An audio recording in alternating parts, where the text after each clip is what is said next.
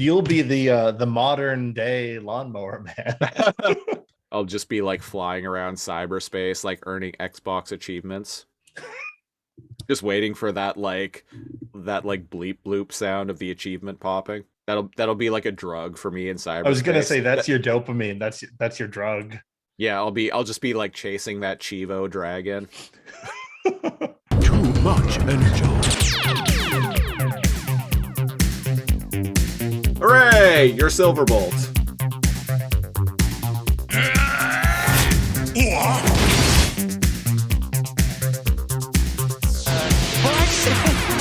These upgrades come with a warranty. Blah blah blah blah. Beast Wars once and for all.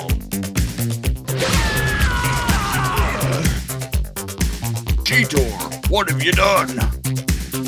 I am giving this episode no energon. What are you, a quintesson? This is no energon. Fuck it. I can't. Sigma balls, Garry. No, not that.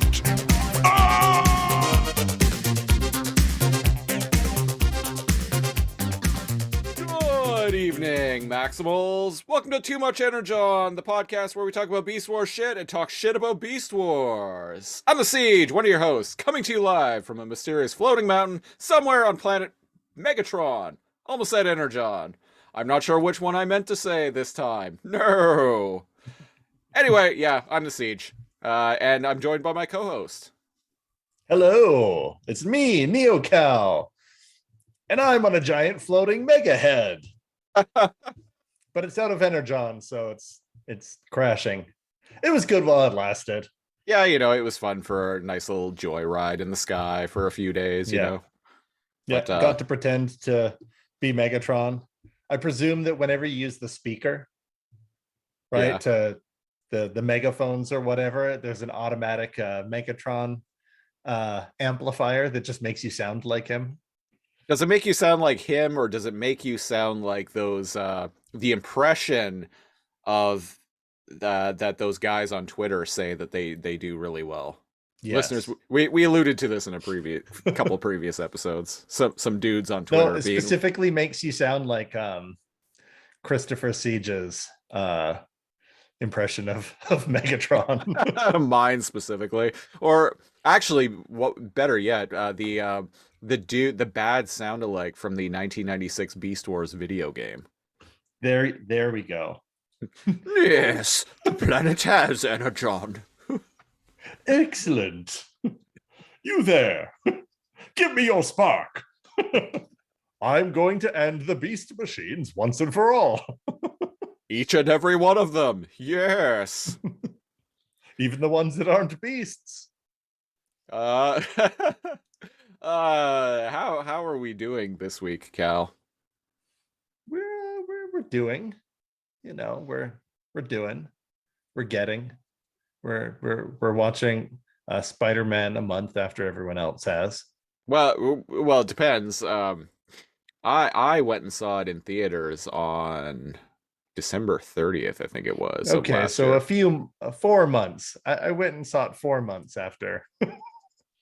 A funny thing that I did in regards to Spider-Man No Way Hombre, as I've come to dub it recently. Yeah, I went and saw it in theaters, and I bought it digitally on iTunes like the day it came out, and ended up watching it with a friend of mine. But what I found out like a week or two ago was apparently I had pre-ordered the 4K Blu-ray on Amazon at some point, so it kind of just showed up, and I was like, "Huh. Well, I guess I own this movie twice now." I didn't need to buy it on iTunes. But well, at least I got access to those special features, right? And indeed, the reason I got to see it was because Siege was like, do you want one of these? I have two. Oh yeah. So the 4K Blu-ray came with a digital copy, and I was like, well, I now own the movie on Blu-ray, and I also have an iTunes copy that I bought a month ago. So, Cal, do you want this digital copy? Also, technically, you almost had three copies. I always forget that a big drive to push Blu-rays was, hey, there's a digital copy. Yeah, they still do that too. And they still do that, yeah. So technically, if you have a person that's just watches stuff on their computer, you could be like, hey, do you want this? I remember a lot of people were selling them, the digital copies back in the day. I was one of those people. That's why I brought it up. Selling them on eBay. I was also selling around the same time. They used to back in the day when video games would come with like online passes and shit like that, or as like an incentive to buy a new copy of a game instead of a used copy. It would come with a code for like day one DLC that would otherwise be like $10 if you didn't buy a new copy that just came with a free code for it. It would be like $10. I always thought that was dumb, but I never thought about, oh, that's to encourage retail purchases. I always thought it was to encourage pre-orders. No, it was to encourage. No, that makes sense. Yeah. Yeah, and it was a move that was roundly criticized back in the day. And I didn't care because I never really bought used games anyway. So I'm like, hey, from my perspective, like I'm gonna buy this game new anyway. So from my perspective, I'm just getting free DLC with it. Cool. No complaints here. Never bought anything new. Except Elden Ring. I did buy that brand new. Well, I don't even buy retail games anymore. No. I'm all digital. Hell, my console doesn't even have a disc drive. That's right. And soon you're going to give up your meat body and just exist in the cloud somewhere. In the Microsoft X Cloud, specifically. Yes. Yeah. What was it? Is it still universal that games have like a total of 1,000 achievement points? Or did that go out the window? It depends. But in general, most games have 1,000, yeah. But if it's like a remaster or something, like that, like I don't know, like an HD collection of like old games or whatever, like a lot of the times it'll still have one set of achievements, but it'll be like, oh, this package that includes like 3 remasters of these 3 old games. It'll, instead of having 1,000 gamer score, it'll have 3,000. That kind of thing. Yeah. If you're an achievement hunter. At one point, I didn't really. At one point, I liked. It's weird. I only seem to care about trophies and achievements when it's like a game I really like. Yeah. I mean, that makes sense. Why would you go through the extra effort if you don't like the game? I had one guy on Xbox Live who 1,000 point, like 100%ed like every single game that he played. And all you need to do is play a game for it to enter your library. So it's like this like purist, right? Whereas I've got like 90% of the games I played have like no achievements because it's like, I got it from Blockbuster, played it for like a day. Well, right? If you have literally no achievements, you can actually remove the game from your games played list. And then there's like 100 with like 1 or 2. Yeah, that I played for like a couple hours, right? With like 5 gamer score, 5 out of 1,000. Yeah, and I'm like, ooh, can I just remove those? And I guess there's a purity in some, at least probably not anymore, but young adults at the time. I heard people did this with like PlayStation trophies too, where they only played games that they would like 100%. And I have like one guy, one friend who only had like 5 games, but had all the achievements from them. And whether he would even try a game really depended on whether he was going to commit to 1,000 like gamer score. I was like, man, what a weird way to live your life. Life. Yeah, for these like don't get me wrong, I really like Xbox achievements and PlayStation trophies. They're like fun to track down. But like every now and like actually not even every now and then, like almost every single game will have like a handful of Chivos or trophies where I'm just like, I'm not going and collecting 250 fucking feathers. Like, no. But I'm also not gonna play, like, not gonna not play this game that I'm otherwise enjoying just because I know that I'm never gonna go through like all of that bullshit. I try not to look at them because it might affect my joy of the game. Being like, oh, like if you find all of these, oh, or if you get like this ending or whatever. And if I'm aware of that, then would make me go, oh, should I like load back or whatever? And only happened like once or twice in my past where I lit that effect and I was like, oh, I missed like 2 out of like 17 of this one of the collectibles or whatever. And it's like, no. There's a game called Near Automata. Yeah, you have mentioned it before. I think even on this podcast. And luckily in the game plus or like near to the end, you can unlock an NPC and he sells certain things. It's not obvious. And you can buy achievements or trophies from him. And that made me realize something. Again, making it another reason it's one of my favorite games. I was like, wait, do I want to go and do those for having accomplished that? Because I was going to 100% the game and get all the trophies. And I'm like, no, this is much better. In just a few hours of like grinding and selling stuff or like whatever and buying the rest of the trophies, I was like, ah, cool. I like that. I'm an adult. I should be allowed to buy the rest of my trophies.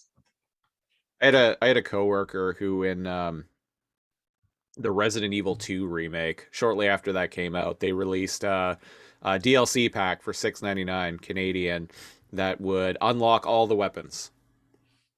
And as soon as that came out, I'm like, cool. And like these are all weapons that you can unlock by doing things in the game, but it's like doing things like you can unlock the infinite rocket launcher by like beating the game in under 2 hours on hard, only using the knife. And I'm like, yeah, I knew exactly what you were going to say. I'm like, okay, so I did all of this shit back in the original Resident Evil 2 when I was a teenager. And that was fun back then, but you know what? I am an adult in my mid-30s. I don't have the time or the willpower to fuck around with that bullshit. But you know what? You know what I want to do? Still want to do, though? I still want to run around with an infinite rocket launcher and blow the shit out of all the zombies. So, you know what? $7? I am A-okay paying that to experience that joy. There you go. So a lot of people view that as like malicious, like marketing. The well, you can get unlock Darth Vader. It just costs this much in-game currency, but it would take like 200 hours in whatever battlefield the Star Wars one. I think it was like 4. I think you had to play the game. I think someone figured it out. You had to like play the game for something like 40,000 hours to unlock everything. Every single thing. If you were really efficient and every game you won, it was with the every game winning too. It was like 40. Yeah, it was something insane like that. But it's like, oh, but you can like pay like $30 to just unlock all of this shit like right from the get-go. That's predatory. That's predatory and manipulative. What I just mentioned with Resident Evil though, I don't view it that way because like those games always have those kind of challenges built into them anyway. Like even the old ones back in the day had like ridiculous challenges like, you know, beating the game in under 2 hours on hard using only the knife gets you infinite whatever. The knife and the handgun. Yeah. And getting an S ranking in every chapter. Yeah. So like those kind of like ridiculous challenges, like they are doable. But they've always been built into that franchise. So yes, I don't think so. Those kind of challenges feel natural in the newer Resident Evil games, But I like the option of just being able to bypass that because, again, I'm a grown up now. I'm in my 30s. I don't have the time or the willpower to go through all this shit. But I still want to, like, kind of reap the benefits, you know? I just want to play a game and enjoy myself. Yeah, exactly. Speaking, I only want to. Usually the first time I don't do any shenanigans. The first time beating through a game. Yeah. I play it as intended. And then Yeah, me too. afterwards, everything goes out the window. Give me that infinite rocket launcher. Yeah, exactly. And another thing too is Capcom, quite wisely, they didn't release these, and they released a DLC pack just like this for the Resident Evil 3 remake, and I think they did for Resident Evil Village as well. So it's just a thing that they do with the modern Resident Evil games now. Yeah. They don't release it at launch. They release it like 2 months later because they want If you want you to keep playing and so have fun and with it. Yeah. because they want you to play through the game as intended for the first couple of months. But after a couple of months go by, it's like, okay, if you just want to pay to unlock all of this shit, $6, here you go.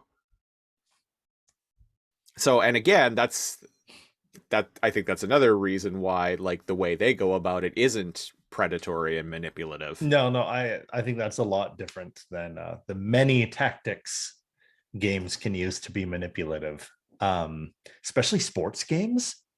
Yeah. This last half decade, basically buying booster packs for different like ranked players for your like online games. Apparently, like those FIFA games, like rake in money, like hundreds or thousands of dollars from each player. That's grown MLB men and their fantasy football. What can I say?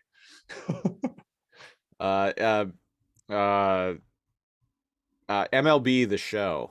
I'm not big on sports, but I do really like baseball. And MLB The Show for the past couple of years has now been on Xbox as well, even though it's a game made by Sony. What a wild thing it is to boot up a game and have on your Xbox and have the PlayStation, straight up the PlayStation logo, a splash screen of the PlayStation logo. What a wild thing. Yeah. That's actually one of the sports games I think is good. Yeah, they're great, but they and that new one's really good too. It has a mode called Retro Mode, and I don't know if you ever played a Super Nintendo game called Ken Griffey Jr. Presents Major League Baseball, but it is modeled after that, right down to the point of using the same music, the exact music from that game. Wild. And it's introduced by Ken Griffey Jr. Whenever you start a game, it's like you hear like him say like, "Hey, I'm Ken Griffey Jr. and welcome to the show." And he'll start playing the music from the Super Nintendo game Ken Griffey Jr. Presents Major League Baseball, and it'll have like a very like classic like 16-bit like camera angle view of the field. Like it's really fun. But anyway, that those games have those like stupid card packs too that you can buy. But of course, here's the thing, and I'm going to be perfectly honest. I don't understand how it works. We don't understand how adult sports gambling works in video games. I would never sink money into it, and like even being a Xbox Game Pass Ultimate subscriber, like one of my perks was like, oh, you get 10 free starter packs, and I'm like, cool, I'm gonna open them. Cool. I don't know what the fuck any of this does. But thanks. And I've tried to figure it out too, but like at this point, those games are just so goddamn dense and so built with the mindset that like everyone playing them are like hardcore fans of this game and know exactly what all of this means. They don't really try to explain it to you. And I'm like, well, that's okay, because I didn't want to give you money anyway. Yeah, they've got the game is free on Xbox Game Pass on day one. And I don't want to play against other humans anyway. I don't want to play against other humans anyway, because here's the thing. I'm not very good at video games. Most people are better than I am.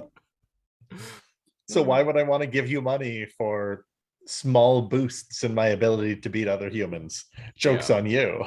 Joke's on you. I'd be mad anyway. Yeah, exactly. But speaking of predatory and manipulative, Yes, this is episode 82 of Too Much Energon. And this week, we are talking about the 26th overall and final episode of Beast Machines, Endgame Part 3, Seeds of the Future. seeds of the future, man. We got here, man. We did it. This is the end of Too Much Energon Phase 2. Phase 2 of Too Much Energon. We got through Beast Machines. We made it to we made it to the end of Beast Machines. Here we are. Here we are. And Born boy, to be kings. what an end. What an end. This is gonna be kind of a truncated discussion, folks, because more than half the episode is just Garry Primal and Optimal Megatron just fighting. And it's kind of hard to recap all of that. Now, what we will do is say this. It's animated really well and it's cool to watch. It's a very well choreographed fight and it's very exciting to watch. There's an underwater part and they animate water like physics and bullets going through the water. Really cool. This is actually the first underwater scene we've seen since Beast Wars. Season 3 of Beast Wars.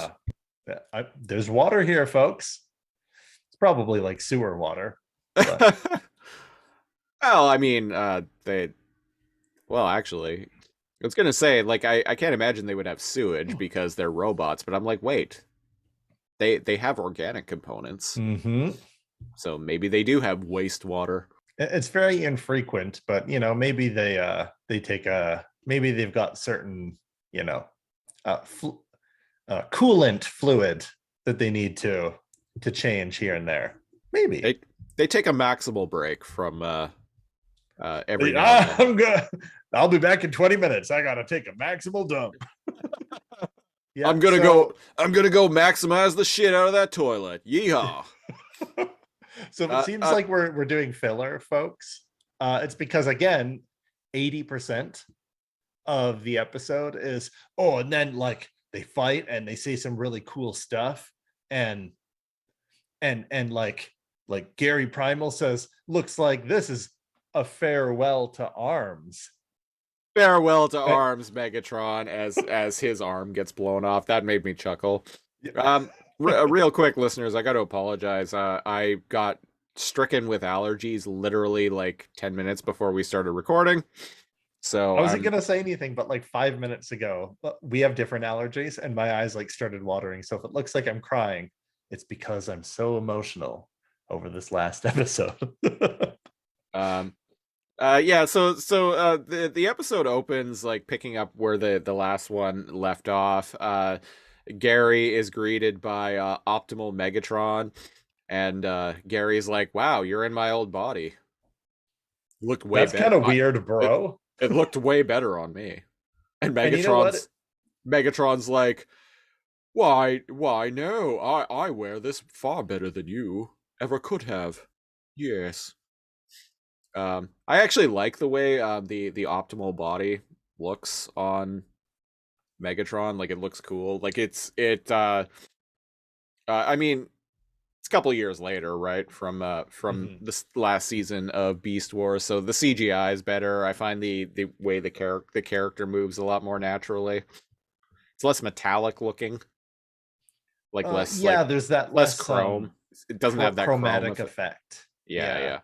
It looks pretty cool. And also to point out, big size difference, much bigger than when they were on Planet Energon. Planet Energon there. That's true. I mean, Megatron did rebuild this body specifically for him. So, and we know he has a bit of an ego. The guy did build a giant floating version of his head.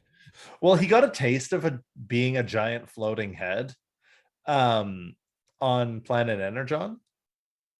If you recall, when that alien ship came down and he took it over, like, oh, right. His face like embossed like outwards, and he like spoke through it. So he's like, Yes, I like being a giant floating head. And it was cut short.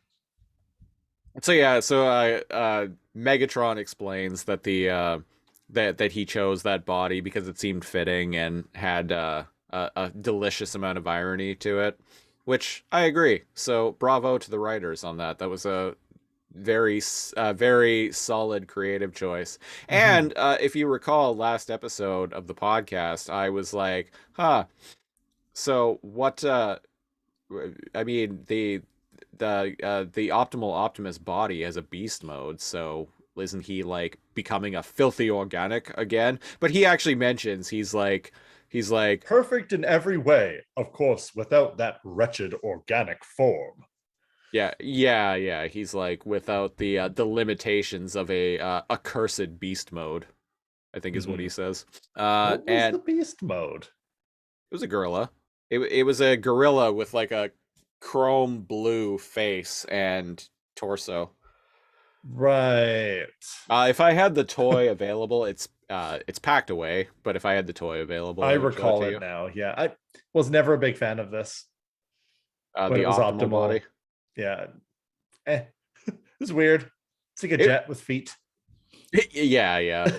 Yeah, and if you recall too, like fortunately Megatron doesn't do this, but when he was flying around in jet mode, like in season 3 of Beast Wars, we would frequently see the hands that were part of the wings move. But he doesn't have a humanoid face. It's just a jet.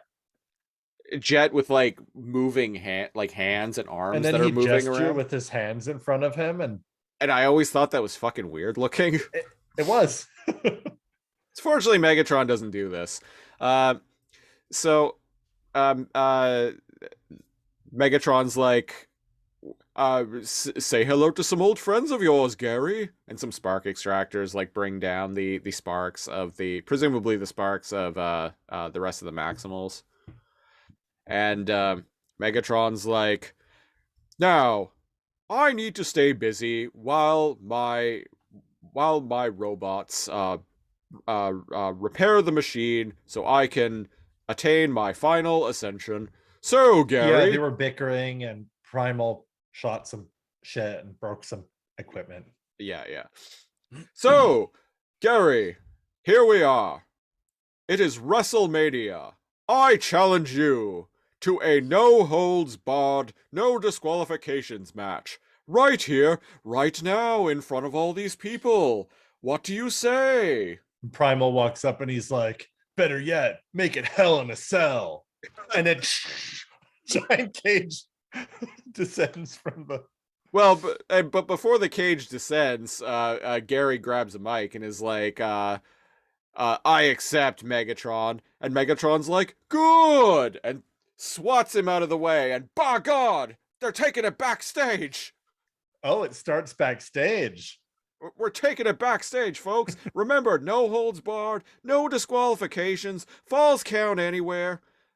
Yep, Garry Primal can be pinned anywhere in the arena. He can be pinned outside of the arena. And indeed, they go outside. He can be pinned on a car. and indeed, they take it outside the arena. It's a right slobber away. knocker everywhere. They're knocked through walls. They're outside on that big the Broadway highway that we see throughout. Yeah. They like the kind of looks like a tram rail. And they fly around, they fight. Megatron transforms a couple of times, which They're underwater.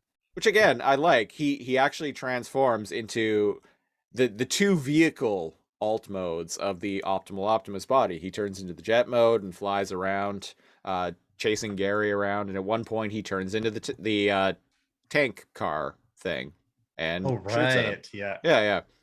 So it was cool. I liked it. I liked the implementation of the optimal Optimus body in this episode.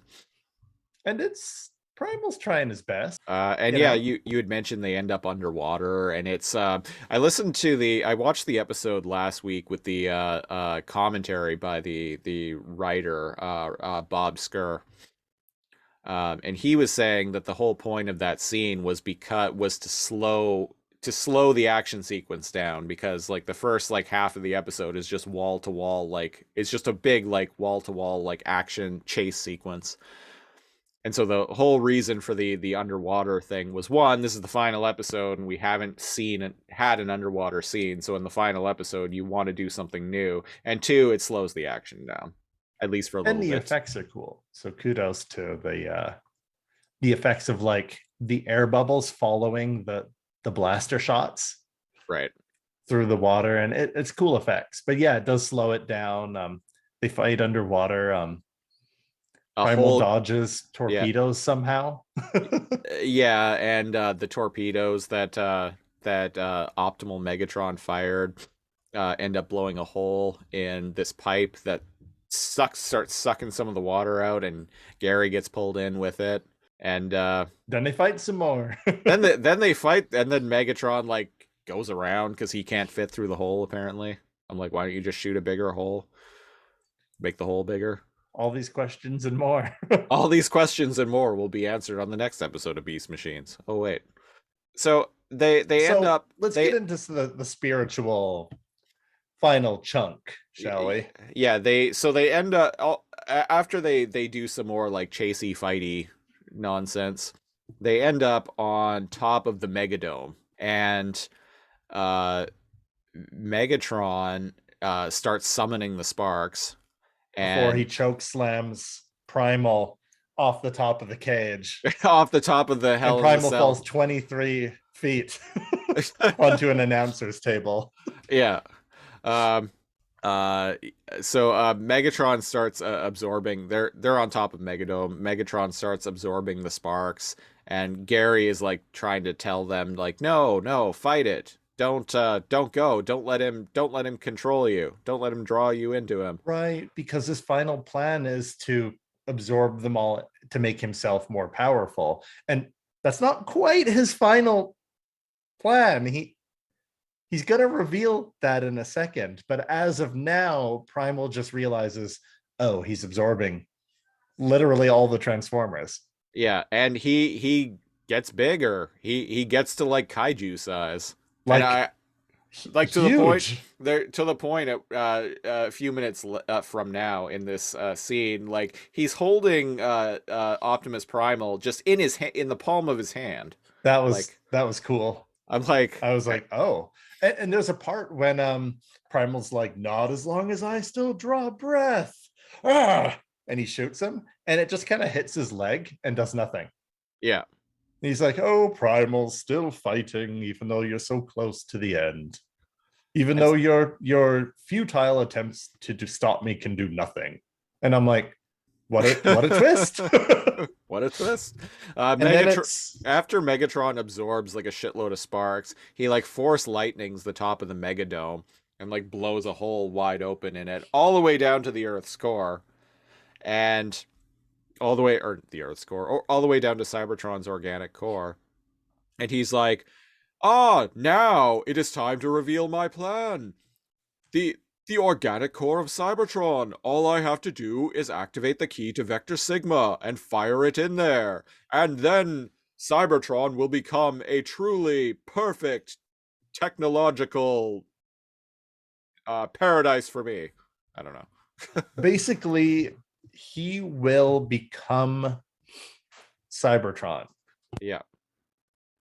Well, he's going to absorb all of the sparks, and he's going to. So he is like the most only being on Cybertron, and he is like all powerful. And he's going to use the key to Vector Sigma to completely convert the Cybertron's organic core into technomatter. And essentially, I'm getting Unicron vibes. This is a multi-tiered plan that he has. Like, would he become like Unicron, where he is a gigantic evil planet that is a transform? It kind of feels like. I don't think he plans to become like. I don't think becoming the planet itself is his intention. Just reprogramming and reimagining it. Yeah, just remaking Cybertron. Yeah. Okay. With him as like the only being on it. Sounds kind of lonely to me, but So then what, the planet becomes like Unicron, except there's a driving seat with him. maybe, yeah. Choo choo, off to destroy Earth. Yes. With the only spark that I spared, my good buddy Rhinox. Move over, big fella. But this is interesting because now, because he physically can't do anything, Primal is like, buddy, what are you doing? Like, no, what are you doing, man? Like, Yeah. the Matrix can't change and evolve, and the people can't change and evolve, and like, you're messing with our cycle of reincarnation, bro. So what he says is, I remember this because it's kind of a weird line. Primal has a couple of weird lines in this episode. Only a couple, huh? So what he says is, he's like, sparks break away from the Matrix to grow, not just to fight, but to grow and learn and gather knowledge and love. And love. I just thought it was weird that he just throws "and love" very aggressively in there at the end. Yeah, and then when we rejoin the Matrix, all of our thoughts and experiences can make the Matrix better, can better the Matrix's understanding of the universe, and thus future generations of yeah Transformers. And that's I liked that. And then Megatron's response is like, wisdom, experience, love. I have no need for any of this.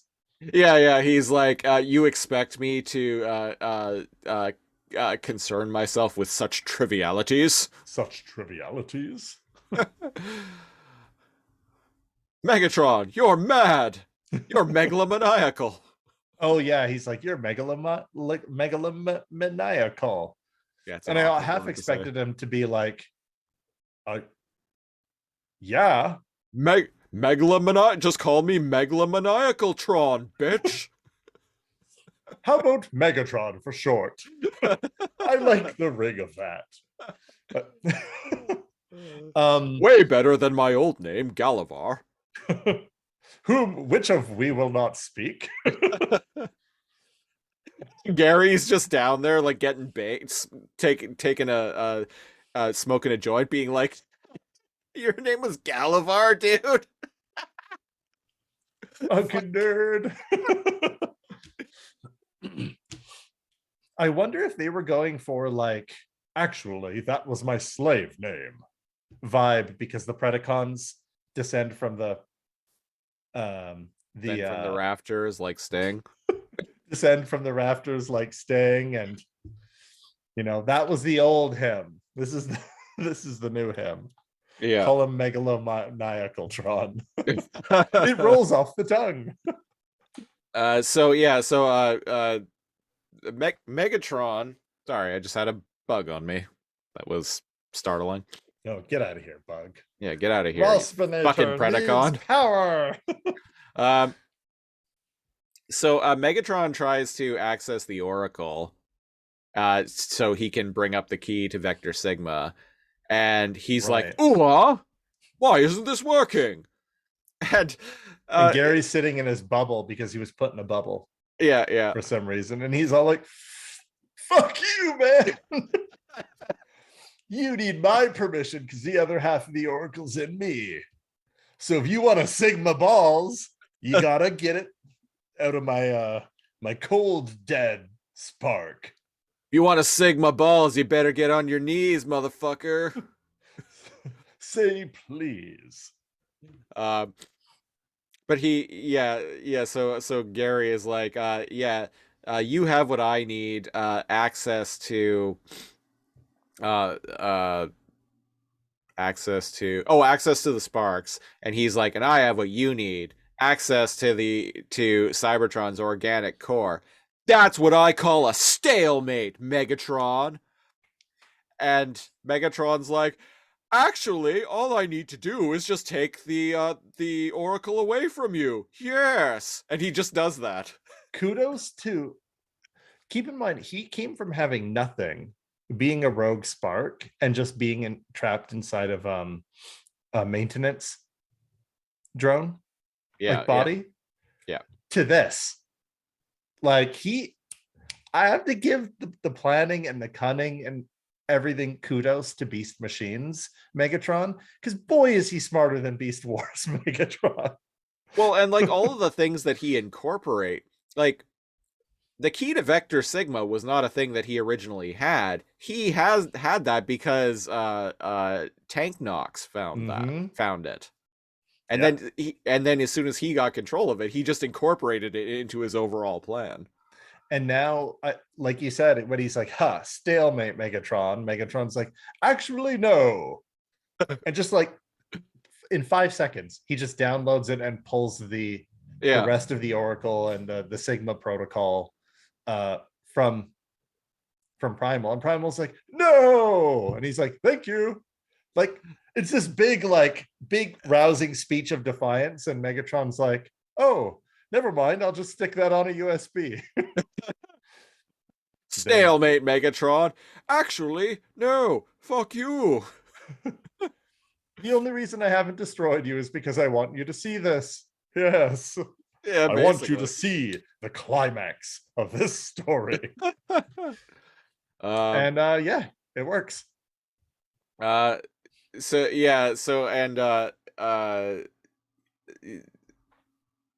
he fires the key to Vector Sigma.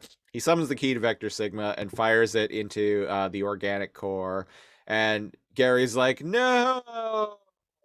But then he gets spoken to by the Oracle, and the Oracle says like, Optimus Primal. And then he charges up a like reformatting blast from his chest, and it goes right past Megatron. And I half expected Megatron to be like, you missed. Yeah. But he doesn't do that. And what it does is it starts reformatting this weird like throne thing that Megatron has behind him. And it converts it into organic matter. That's what's happening there. I was wondering what the heck was going on. Yeah, and the throne had these like spikes on the top of it that get converted into vines, and they reach down and one of them grabs Megatron, and Megatron's like, ooh, like actually the actual voice line is ooh, yeah, not just us always making fun of that line. And I enjoyed that. Yeah, they're giving us what we want. And I'm like, a vine, really? Like kaiju sized like Megatron with thousands, millions, let's say thousands of billions, billions. His wrists get grabbed by vines. I didn't think of that, but that is a good point. You'd think he would be stronger than these vines, but maybe because these vines are like charged up by the Oracle. Maybe this is kind of the Oracle like taking direct action against Megatron. What are you gonna do? It grabs his wrists. That's my headcanon. And so Garry goes to shoot one of the vines because Megatron's kind of being like hung over the side. Goes to shoot one of the vines, and Megatron's like, no, what are you doing? I was confused by this because he's like, no, because the vines are now suspending him over this hole that leads to the core. And I'm like, don't you want to be free of the vines? You can fly. Yeah, I was just gonna say you can fly. Turn into a jet. I get why he's panicking, because like he doesn't want to fall into the core, but it's like, yeah, you can fly, dude. Little bit of a plot hole there. So Garry goes to like cut the other one, and Megatron grabs him by the hand, and Gary's like, no, and Gary's like, actually, Megatron, fuck you, and blasts the other vine off. Like he blows like Optimal Megatron's like thumb right off, because he shoots through his hand. He shoots through and his hits hand. the vine, and they both go falling off, and Megatron's like screaming no, and Primal's like, just accept it, man. Just hug it out, because you know what? You and me, we're it, man. It's time to be reformatted, brother. Yeah, because he had said at one point, this is about balance, not just between the technological and the organic, but between eternal enemies. Mhm. Which there's I'm some I dig spirituality that. to that. Yeah, so do I. And like I actually like this. And aside from the spirituality, it's very that whole yin yang, that Yeah, whole maybe you're here because I'm here, yeah. and maybe we both maybe there's a balance. It's yeah, like two sides of the same coin, And basically. here So we that go. And the thing is, Primal embraces it, and Megatron goes kicking and screaming, yeah, which is also very which is also very yeah, yin and yang, like polar opposites. yeah. No, I hate you, Primal. Primal's like, bring it in, brother. It's time to love each other. Yeah. And they fall in and just completely get disintegrated. We see like quick shots of both of their faces. Megatron like screaming as his face like gets disintegrated, and Garry is just like looking Taking up. one last toke as he's like, this one's for you, Maximals. And there's a big flash of white light that envelops Cybertron, and the entire planet is reformatted. So what And just happened here is Primal chose the green ending of Mass Effect 3, where you sacrifice yourself, but everything becomes techno-organic. when I was watching, I'm gonna be perfectly honest too. When I both times when I because I've watched this episode twice now in the past few days, I started getting a little emotional right here because like one like I a big an easy way to like get me is like someone sacrificing themselves for the greater good. Like the end of the Dark Knight Rises. Dark Knight Rises not a great movie, but that moment where like Batman is just flying the bomb away from Gotham, and you just see there's just a shot of him sitting in the cockpit, and he just puts his head back and closes his eyes, and then you see the bomb explode. Like that moment really got me.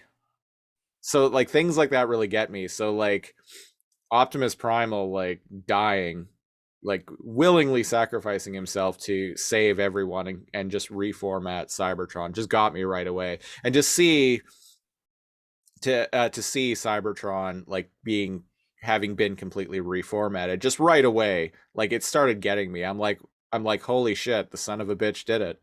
And indeed, there's like techno-organicness to everything. So there's like grass growing over kind of metallic looking organic hills. There are Yeah. trees, but the trees are techno-organic. That's what I meant by it's the ending of it's the green ending of Mass Effect 3, The only thing I will which say coincidentally you have to sacrifice yourself. the only thing I will say though is because the show was so friggin' dark all the time, like you didn't really notice just how barren and empty the world was for budgetary reasons. But you really It notice it feels very here. small all of a sudden as we see the sun. It kind of looks low budget too. Sorry, show, but Oh, there's and like a sun behind it. we'll talk about the low budgetness in a second Oh, here when okay. the other Transformers start showing up. Yeah. Um, and so the maximal heroes wake up and uh they're basically like, wow, the son of a bitch did it. He actually Yeah, did they it. have their bodies, they wake up and they're like, it's just not the same with a big bot though. Uh, Black Arachne and Silverbolt have a really touching moment. Rat Or Trap jumps up into Botanica's arms and he's like, hey, Sprouts. And he turns to the others and he's like, yeah, what can I say? I'm a tree hugger. and yeah, the moment between Silverbolt and Black Arachnia. Silverbolt uh professes his love for Black Arachnia once again, and he uh he says like an old like cheesy line. He's Like like, a very oh, the venom of my heart, how I can finally hold you yeah, within my arms. it's a very like OG Silverbolt like cheesy line. And And I'm she's like, like, she even acknowledges it. She's like, I'll take it. I'll take what I can get. I took a screenshot of it, but there's a really sweet shot of them with like her like in front of him and his like arms are around her and she's just smiling. It's a really sweet shot. It's I considered making it the art for the episode, but I decided to go with optimal Megatron like drinking it in, man, basically. yeah. Um and then we get Waspinator shows back up as a wasp, But like with a tiny little like Viacon head. but like Waspinator is tiny to like Yeah. even the tiny like the Maximals. And he's Yeah. got like a little thrust head, but a Yeah. wasp body. But he talks like Waspinator and he refers to himself as Waspinator. Yeah. Weird. It's weird. It's What kind does of he dumb. say? He's like, oh, Waspinator wants more power. How come Waspinator get nothing Waspinator wants? Yeah, and they just And like I'm like, swat did him you away. want power? I guess you did. I thought you just wanted like, a paycheck. Yeah, I thought you just wanted to be cool. Basically. Well, he certainly isn't now. And then some like jungly type music starts playing and we hear cheering. And in the We horizon. cut to the horizon where there's a sunrise. Yeah. Yep. And Not only does the sunrise look shitty, but a whole bunch of shadowy figures start running toward them, and you know what they are?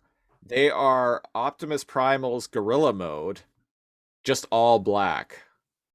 Like his original like season 1 like gorilla mode, Beast Wars season 1 gorilla mode, or the gorilla mode that we saw in the first episode of Beast Machines when they first get back to Cybertron. So it's dozens of those. It's dozens of 2D of those, I might add, running just pure black, just running down a hill. It looks it kind so of looks terrible. Like the horde is coming for them. Yeah. Because at first I was like, oh man, what is this? But like nice music is playing. And I thought like orcs were coming to come and get them or something to deal with them. Like, oh, those are supposed to be Transformers.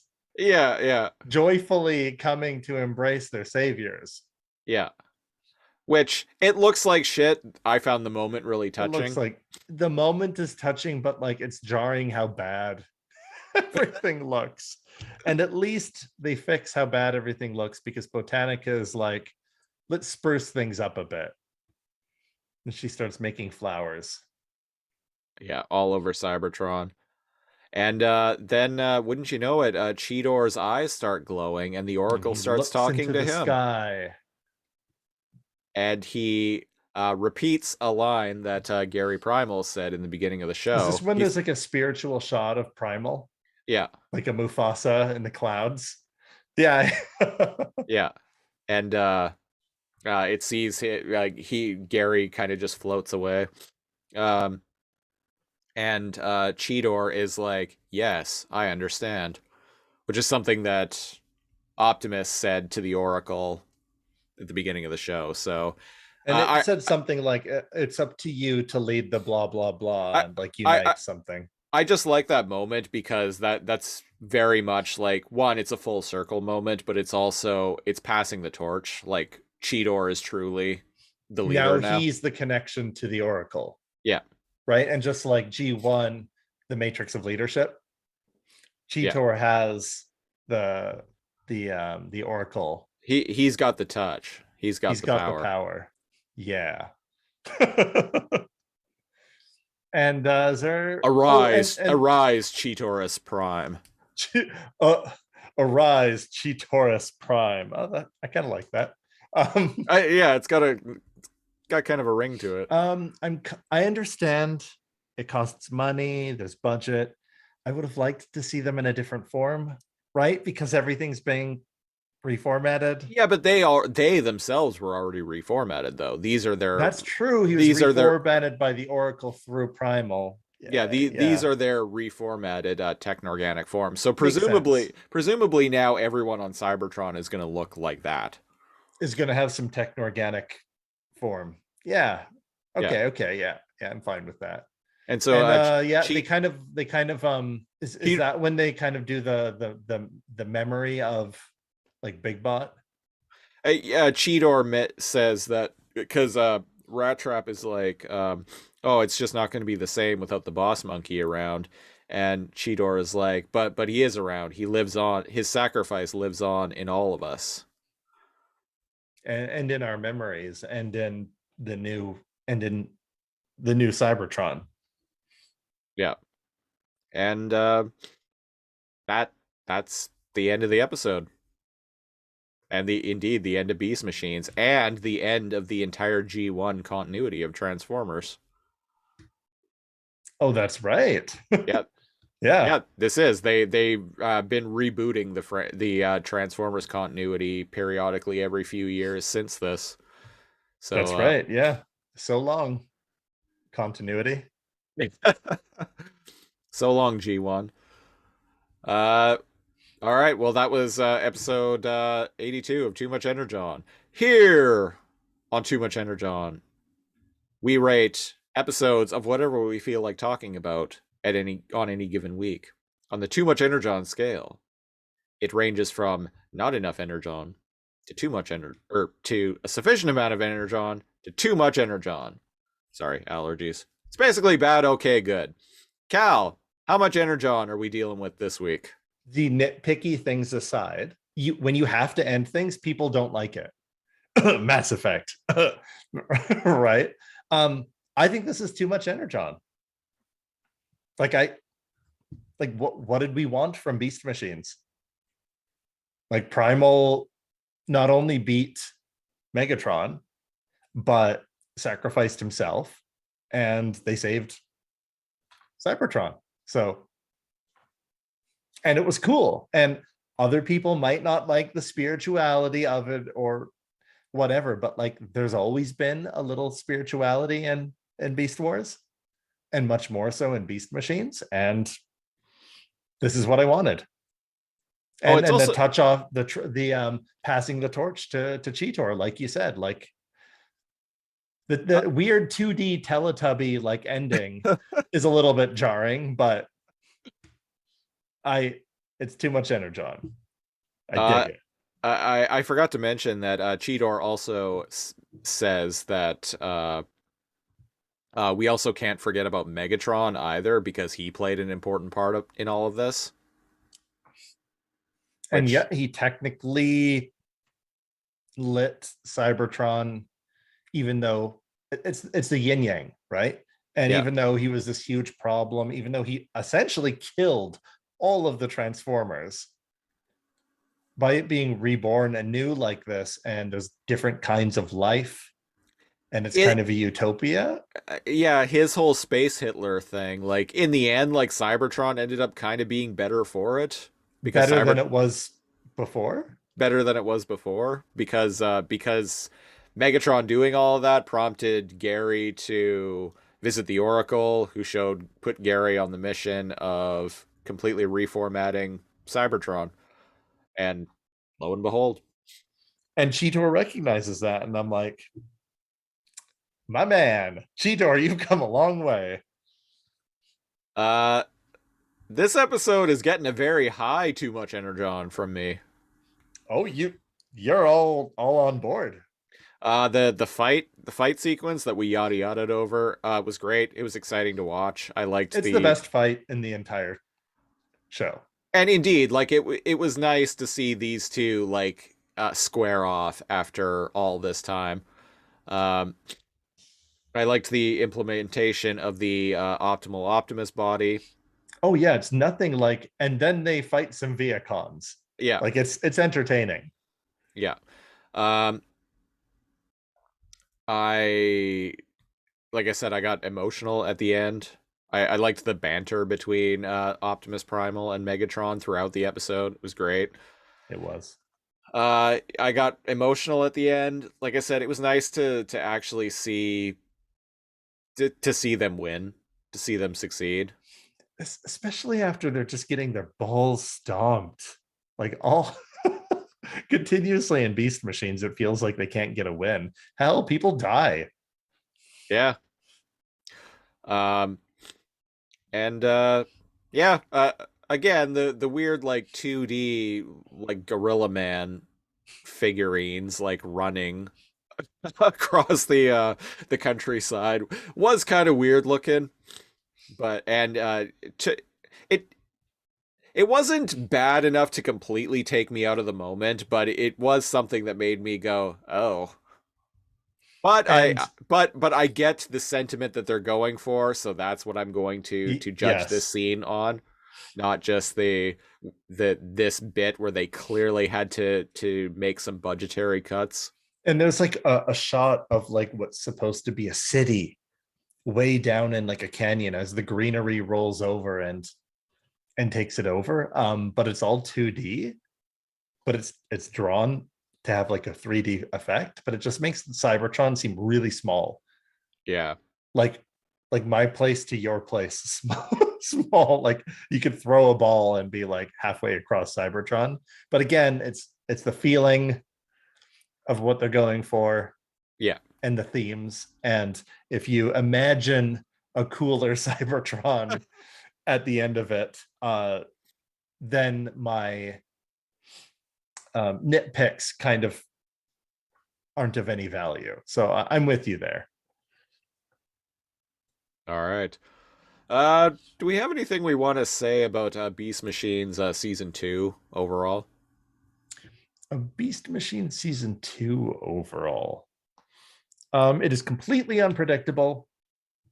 Yep. I'm really glad that I watched it. Wow, is it unpredictable? Mostly for the best. Well, like I said, when we were going into season 2, when I had watched ahead for several episodes, I'm like, you are not going to be able to predict in a million years some of the directions this show takes. Like, fucking Megahead, like a were dragon, like.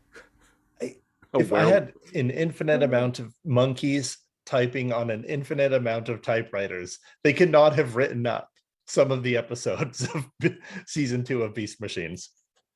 Yeah, and like not every episode in season 2 was a winner, just like in season 1. But I think overall season 2 was stronger than season 1. Even though it's more bananas, it's because you could tell they're wrapping things up. Yeah, and it also feel like the creators of this show have said that they went in to the series like with the entire series like completely planned out from like day one. I don't know if I necessarily believe that, because season 2 feels a lot more like planned out, and a lot more like there's a lot of like little like details and moving parts in the plot that all like kind of fit together in the end in a way that it's like, oh, this does actually feel like it was planned out ahead of time. Whereas like season 1 kind of feels like they had a vague idea of where they wanted to get and just like filled in a bunch of bullshit. Season 1 had that introduce this character getaway. It had a few recurring beats. Yeah. That were happening there, and it trudged along. But season 2 felt like there were no rules. We'll do whatever we want. Megatron wins. The Maximals try something. He wins even harder, right? Like it's fuck it. He's a giant head, right? Oh, yeah. You know what? Like Autobot generals. Why not? Yeah. Right. Throw them in there too. All we have is thrust. We're desperate. So it's, and then they're mixing in some romance in different ways. Yeah. Yeah, I still would have much preferred to see Botanica and Garry Primal hook up personally. Like, to me, they feel like a better pairing. But it's like if the plan was always to have Garry Primal die at the end, it's like maybe I thought there was remember when she first showed up, I'm like, hey, are you getting some monkey plant vibes going here, right? There's some chemistry going. And they completely ditched that, and then afterwards it felt a little forced Yeah, it's when they like were like bickering at each other, and then it's they like made a smooch. yeah, it's like maybe one, and that's a trope that I hate, where people are just like fighting and then just start making out. I'm like, I don't know. I've been in some pretty heated arguments with people, and that never fucking happens. I can uh, you know what doesn't like get the juices flowing? Screaming at someone. Yep. Yeah, that's a mysterious trope. Yeah. But yeah, maybe they didn't want to set Botanica up with Optimus Primal because they knew that they were planning on killing off Optimus at the end of the show. So I don't know. Maybe they want to give Rat Trap something, you know? Yeah. Boy, oh boy, Cheetor, when we get back to Cybertron, I've got some clubs to show you. Right. Yeah, that's some early Beast Wars stuff. He's Yeah. like, I know this one hole in the wall where all the servant bots are walking around without their chest plates on, or with their chest plates exposed. Meanwhile, like Cheetor's the intern is like, oh geez, do they let you hold your hand? I'm not old enough to drink. Yeah, no worries. I know a guy'll get you a fake ID chip. No problem. No problem. But boy, oh boy, have Cheetor and Rat Trap come a long way. And indeed, to finish off Beast, to talk about Beast Machines season 2 in general, it's brave giving Rat Trap no weapons, because then they can focus on him being a gadgeteer, a hacker more. And well, that was Cheetor coming was into his own. That was a season 1 thing too. Yeah, that's true. I feel like he in season 1 it was about him getting over his limitations, but in season 2 knowing his strengths. Yeah, knowing who he is. Yeah. Mm-hmm. I think we should start wrapping this up because my allergies are starting to go a little haywire here. Too much allergon. So episode 82, Too Much Energon. We have done exactly what we set out to do. We did. We finished Beast Wars. We reviewed a bunch of other random stuff. And then we finished all of Beast Machines, too. So what's next for the show? Is the show ending now? Like what? Well, no, it's not. We got more planned. But I'm going to keep that a secret as to what it is. If you're a patron, then you already know, because I made a post on Patreon that laid out our plans for the next all the way up to episode 100. So, but for everyone else, it's a mystery. For everyone else, you're just gonna have to wait and see. But you are gonna have to wait a little bit though, because we're gonna take a little break from this show for just a little break for a few weeks. I don't know, maybe like 3 to 6 weeks, somewhere around there. We'll figure out an exact time when we're going to return, but we will be back with episode 83 of Too Much Energon in the near future. But who knows what it is? Who knows what it is? Besides us and our patrons. Besides like a dozen people, who knows? Besides like a dozen people, yeah. And speaking of Patreon, best way to support the show is to go to patreon.com/lasercomb, LAZORCOMB. Starting at the $5 tier, you get bonus preamble audio and a bunch of other cool shit. At the $10 tier, you get to pick a show for me and Cal to review a random episode of on our secondary podcast, the Lasercomb podcast. And you also get our weekly-ish news and current events program, Lasercomb Tonight. So go check that out. Patreon.com/Lasercomb. Follow us on Facebook, Facebook.com/Lasercomb. Or you can follow the show proper on Twitter at Too Much Energon, or you can follow me. I am at Lasercomb. And Cal, you are at? And I am at NeoCal, NEO_KAL. As I mentioned, we'll be back in a few weeks with episode 83 of Too Much Energon, where we're going to be talking about something I'm really excited to get into. But to know what it is, you're just going to have to wait and see. And until then, I've been one of your hosts, The Siege. And I'm NeoCal. And one last time, beast mode. Beast mode. Well, that's our story from Gladiator Arena, Los Angeles, California. For Larry Zonka, I'm Mike Adamley. See you again next week for more exciting semifinal action.